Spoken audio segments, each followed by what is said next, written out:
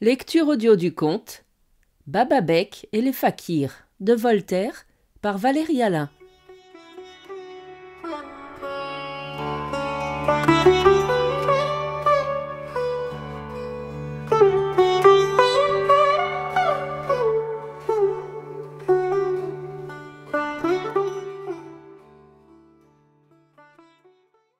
Lorsque j'étais dans la ville de Bénarès, sur le rivage du Gange, ancienne patrie des Brahmanes, je tâchais de m'instruire. J'entendais passablement l'indien, j'écoutais beaucoup et remarquais tout. J'étais logé chez mon correspondant Omri. C'était le plus digne homme que j'ai jamais connu. Il était de la religion des Brahmins, j'ai l'honneur d'être musulman. Jamais nous n'avons eu une parole plus haute que l'autre au sujet de Mahomet et de Brahma. Nous faisions nos ablutions chacun de notre côté, nous buvions de la même limonade, nous mangions du même riz comme deux frères. Un jour nous allâmes ensemble à la pagode de Gavani. Nous y vîmes plusieurs bandes de fakirs, dont les uns étaient des janghis, c'est-à-dire des fakirs contemplatifs, et les autres des disciples des anciens gymnosophistes qui menaient une vie active. Ils ont, comme on sait, une langue savante, qui est celle des plus anciens brahmanes, et, dans cette langue, un livre qu'ils appellent le Veidam.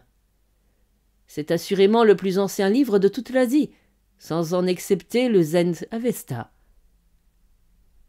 Je passais devant un fakir qui lisait ce livre. « Ah, malheureux infidèle !»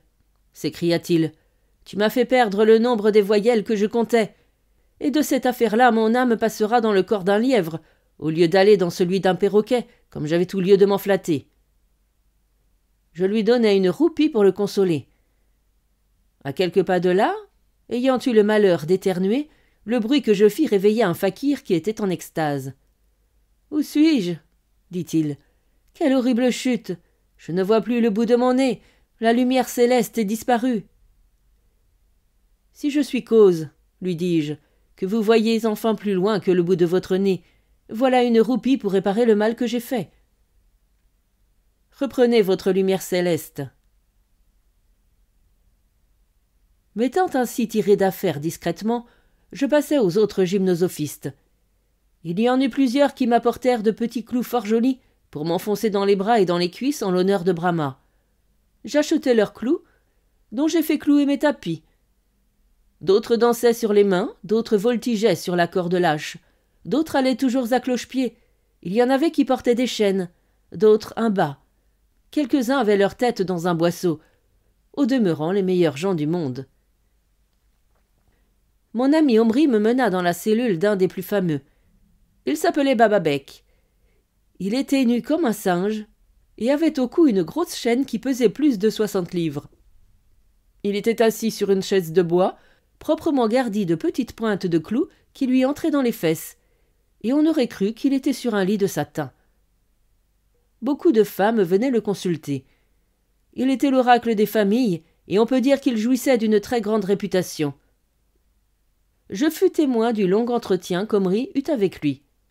« Croyez-vous, lui dit-il, mon père, qu'après avoir passé par l'épreuve des 7 métempsychoses, je puisse parvenir à la demeure de Brahma ?»« C'est selon, » dit le fakir. « Comment vivez-vous ?»« Je tâche, dit Omri, d'être bon citoyen, bon mari, bon père, bon ami.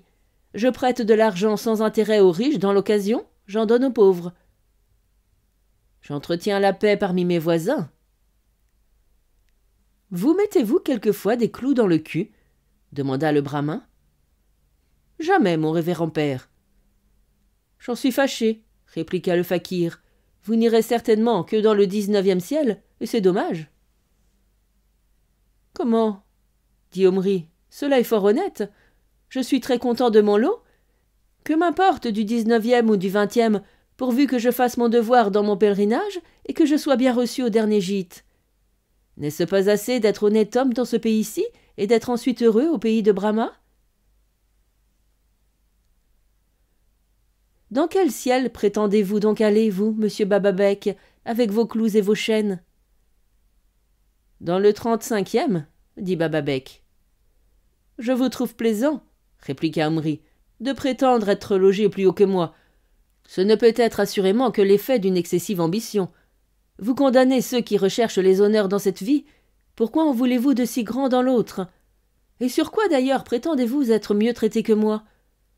Sachez que je donne plus en aumône en 10 jours que ne vous coûtent en 10 ans tous les clous que vous vous enfoncez dans le derrière. Brahma a bien à faire que vous passiez la journée tout nu, avec une chaîne au cou. Vous rendez là un beau service à la patrie. Je fais 100 fois plus de cas d'un homme qui sème des légumes ou qui plante des arbres que tous vos camarades qui regardent le bout de leur nez ou qui portent un bas par excès de noblesse d'âme. Ayant ainsi parlé, Omri se radoucit, le caressa, le persuada, l'engagea enfin à laisser là ses clous et sa chaîne, et à venir chez lui mener une vie honnête. On le décrassa, on le frotta d'essence parfumée, on l'habilla décemment. Il vécut 15 jours d'une manière fort sage, et avoua qu'il était 100 fois plus heureux qu'auparavant. Mais il perdait son crédit dans le peuple. Les femmes ne venaient plus le consulter. Il quitta Omri et reprit ses clous pour avoir de la considération.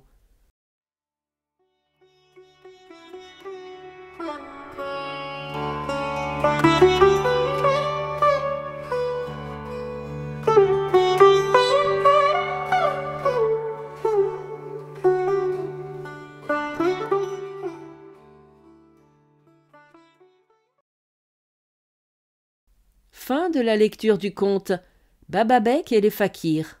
Merci de votre écoute, je vous rends vos oreilles, cœur avec les doigts.